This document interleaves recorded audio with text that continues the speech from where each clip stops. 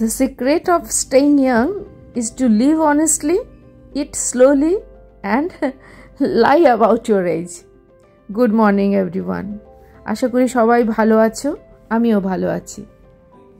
আজও ব্রেকফাস্টে ম্যাগি খাওয়া হলো, রেসিপি শেয়ার করা হলো না আজ আমার হাজব্যান্ডের বার্থডে, তো দেখি ওর পছন্দ মতো কিছু রান্না করার চেষ্টা করি। আজ সব কিছু পেঁয়াজ রসুন ছাড়া, কেন কি আজ স্যাটারডে। তো কাল তো আমি কেক কিনে নিয়ে এসেছিলাম, ওটা এগলেসই ছিল। তো আজকে কিছু স্পেশাল রান্না করি, দেখি কি কি করা যেতে পারে। পোলাও বানাবো আজ। তো গোবিন্দভোগ চাল নিয়েছি, ওটা লেবু, নুন, চিনি, আদা, হলুদ এই সবগুলো দিয়ে ভালো করে মেখে রেখেছি। চিনি আর লেবু চালটাকে কম সেদ্ধ করায়, মানে ওটা গ্যাদগেদে হয়ে যায় না আর কি। এটাতে আমি পরে কাঁচা লঙ্কা অ্যাড করেছি, চাইলে এখনও কাঁচা লঙ্কা অ্যাড করে ওটাতে মিক্স করে রেখে দেওয়া যেতে পারে। 1 কাপ চালে 2 কাপ জল, 1 কাপ দুধ আমি আগেই মিক্স করে রেখে দিয়েছি। কাজু কিশমিশ নিজের পছন্দ মতো নিয়ে নিতে হবে। আর গরম মশলা, গরম মশলাতে আছে সাজিরে, সামরিচ, জয়ত্রী, এলাচ, লবঙ্গ, দালচিনি আর একটুখানি জায়ফল। ঘি গরম করে ওর মধ্যেই দিয়ে দেব গরম মশলাটা, তারপরে দেব কাজু কিশমিশ, এই দুটোকে একটুখানি ভেজে নেব আগে, তারপরে দেব চালটা, ওই যে সব কিছু মাখানো যে চাল ছিল। আর এর মধ্যে আমি কাঁচা লঙ্কাও দিয়ে দিয়েছি একটুখানি, এটাতে টেস্ট আমার ভালো লাগে, কেউ না চাইলে স্কিপ করতে পারো। এটাকে একটুখানি ভাজবো, তারপর দিয়ে দেব চিনি আর নুন। চিনিটা বেশি হবে, নুনটা কম হবে, ওটাও নিজের টেস্ট ওয়াইজ করলেই ভালো। এই একটু হলুদও দিয়ে দিলাম। এরপর আমি এটাকে একটু নাড়াচাড়া করে তারপরে দুধ আর জল যেটা মিশিয়ে রেখেছি সেইটা দিয়ে দেব। এটা যখন ফুটে যাওয়ার মতো হবে তখন এর মধ্যে দিয়ে দেবো একটুখানি জায়ফল দেব, আর এটাকে বন্ধ করে দেব। একটা হুইসেল আসবে।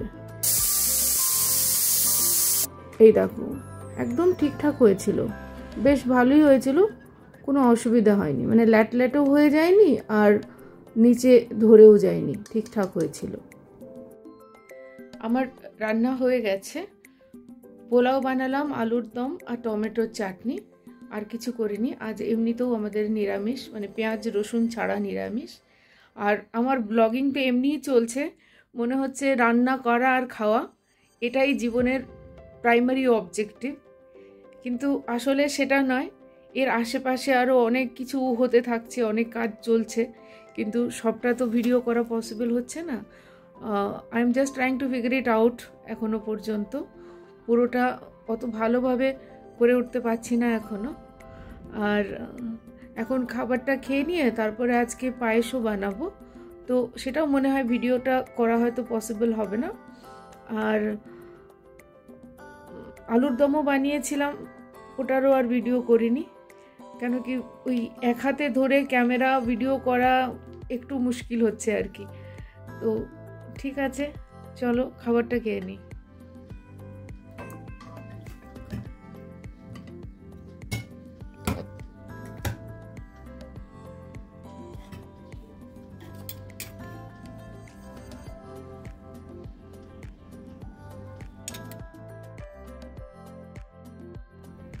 মিও আমোর মানে কি জানো?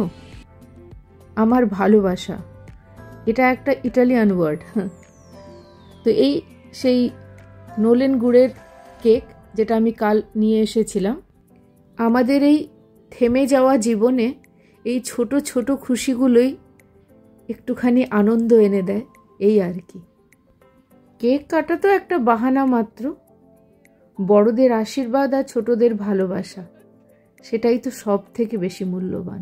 মে God bless you with health and happiness. কেকটা কেমন টেস্ট?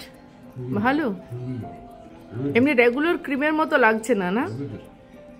তো সন্ধে হয়ে গেছে, কেক কাটা হয়ে গেল। আমি এখন একটু দই বড়া বানাবো। আমি ডালটা আগেই ভিজিয়ে রেখেছিলাম, তো এখন আমি দই বড়াটা বানাবো। পায়েস আমি বানিয়ে নিয়েছি, দই বড়াও ওর খুব পছন্দের জিনিস, তো সেই জন্যেই একটু অল্প করে হলেও বানাবো। ওই রেসিপিটা তোমাদের সাথে শেয়ার করব, যদিও শর্টকাটে করব, খুব ডিটেলসে দিলে অনেক বড় হয়ে যাবে ভিডিওটা, তো সবার ভালো নাও লাগতে পারে। ডিটেল ভিডিও হলেও আমি দিতে পারি, পরে তখন দিয়ে দেব কেউ যদি দেখতে চায়। আজকে একটু ছোট করে দেব, ঠিক আছে? আর দেখি আর রাত্রের জন্য আর কি বানানো যায়। ডালটা 4-5 ঘন্টার জন্য ভিজিয়ে রেখেছিলাম, ওর মধ্যে কাঁচা লঙ্কা আর আদা দিয়ে ওটাকে বেটে নিয়েছি। এটাকে ফেটিয়েছি অনেকক্ষণ ধরে, এটা ভীষণ ইম্পর্ট্যান্ট। অন্ততপক্ষে 10 মিনিট আমি এটাকে ফেটিয়েছি নুন টুন দিয়ে, যতক্ষণ পর্যন্ত না এটা এরকম ভেসে উঠছে। এরপর সাদা তেল গরম করে ওর মধ্যে ছোট ছোট করে দিয়ে এগুলোকে ভেজে নিতে হবে, আঁচটা মিডিয়াম থাকবে। এরপরে ওটাকে নুন জলে দিয়ে দিয়েছি। নিজের স্বাদ মতো এটাতে নুন আর চিনি দিয়ে দইটাকে খুব ভালো করে ফেটাতে হবে। এর মধ্যে আমি বিট নুন, চাট মশলা, ভাজা জিরে গুঁড়ো সব কিছুই দিয়ে দিয়েছিলাম। সব কিছু দিয়ে ওটাকে ভালো করে মিশিয়েছি। আর মনে রাখতে হবে নুন চিনি দুটোই দিতে হবে। এরপর এই যে জলটাকে এরকমভাবে আলগা করে চেপে নিতে হবে, এই নয় যে ওগুলোকে নয়তো ফেটে যাবে। তারপরে এর মধ্যে ডুবিয়ে দিতে হবে। এটার মধ্যে আমি ফোড়ন দিয়েছিলাম সর্ষে, হিং আর শুকনো লঙ্কা, চাইলে কারি পাতাও দেওয়া যাবে। সার্ভ করার সময় এটার মধ্যে তেঁতুলের মিষ্টি চাটনিটা দিয়ে দেবো। এটা ওই চিনি, তেঁতুল এইসব দিয়ে আমার আগের থেকেই বানানো ছিল। হলদিরামের ভুজিয়া দিয়ে দিলাম, এগুলো টেস্টটা অনেকটা এনহ্যান্স করে দেয়। পায়েস, লুচি, আলুর দম। কেমন লাগলো আজকের ব্লগটা আমাকে জানালে আমার ভালো লাগবে। আজকের মতো এখানেই শেষ করব। ভালো থেকো সবাই, আবার দেখা হবে। Good night.